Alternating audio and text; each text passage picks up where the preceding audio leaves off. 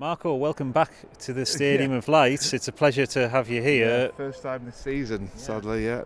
But most importantly, how are you? And how's your health and everything? Absolutely fine, yeah. It's been a difficult few months. Got my diagnosis of a heart condition back in May, and it sort of I was fit as a fiddle really. No symptoms really. It was just one of those strange things that I had some blocked arteries and needed replacing, so quite a big operation, but it took 5 months to get into hospital from that diagnosis, where I had to be very careful what I was doing and had to be sort of close to I got advised to be close to a hospital in case anything did go wrong.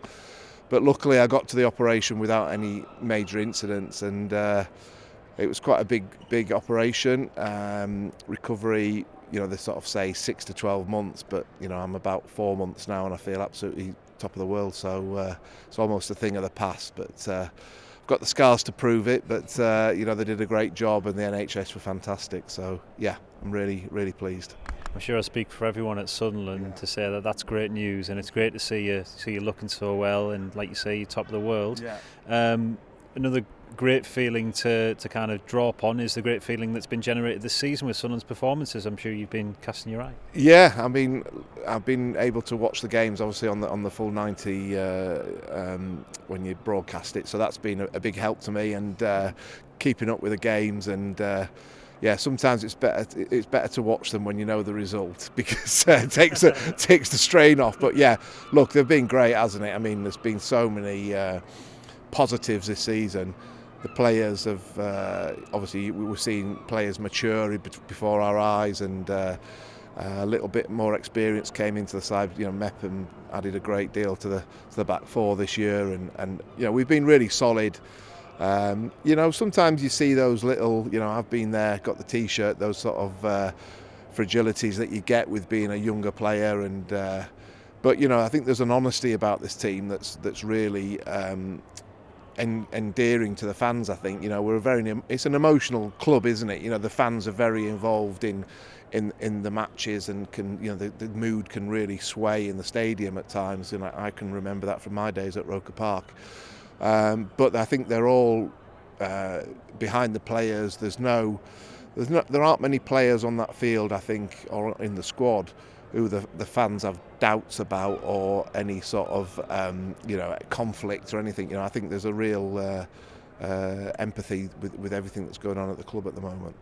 And as a former frontman yourself, you'll know fine well the difficulties of when a chance comes your way, you have to make it count, and that's been prevalent this season in the performances of Wilson Isidore and Eliza Mayenda. You must have been impressed. Yeah, they've done great. I mean, it's been an issue for us for quite a few seasons. I still think we're a little bit short up front. I think for the manager to have options, and you look at the opposition quite often, they come and they've got 3 or 4 forwards on the bench, and obviously that experience thing. So it's been difficult. Losing Eliza for so many games has been a blow. I think that was a big blow for the manager.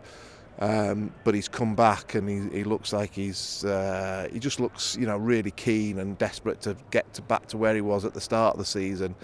And but Isidore's he's just fantastic to watch, isn't he? When he opens his legs, gets run on defenders, I think he's very powerful. So look, it is difficult. Yeah, sometimes the spotlight is quite intense in the modern game, because you can watch a chance back while you're still in the stadium on your phone and see if it was a bad miss or a.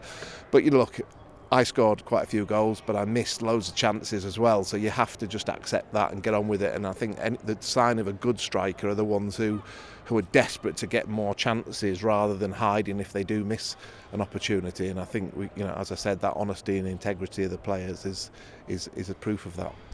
You've already drawn upon just how historic this club is, and today we mark a special occasion with our 5,000th league game.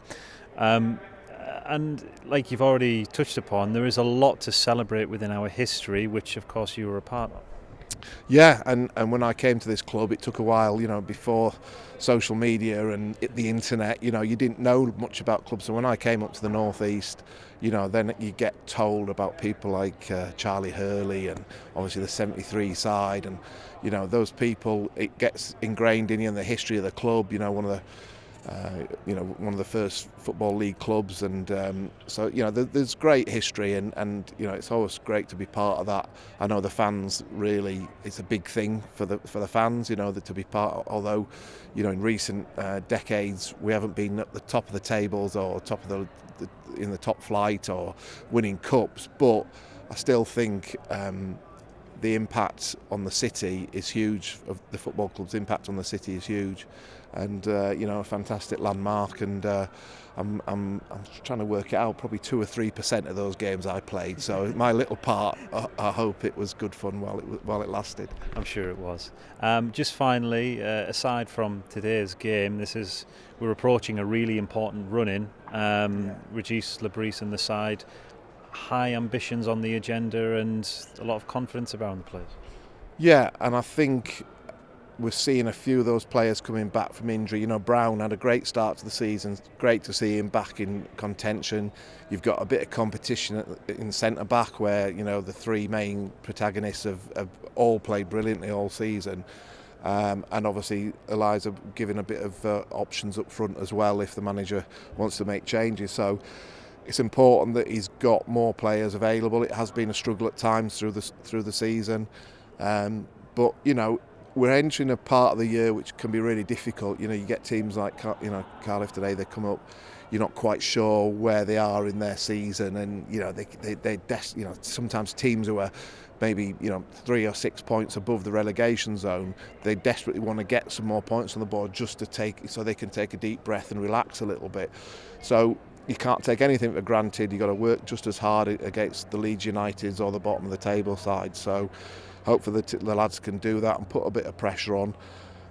It's looking an outside chance for automatic, very outside chance for automatic promotion. But to go into those playoff finals in really good form and good nick is an important thing. And luckily we have won at Wembley now, so we're not all as fearful about going to a playoff final. So that would be the dream, wouldn't it?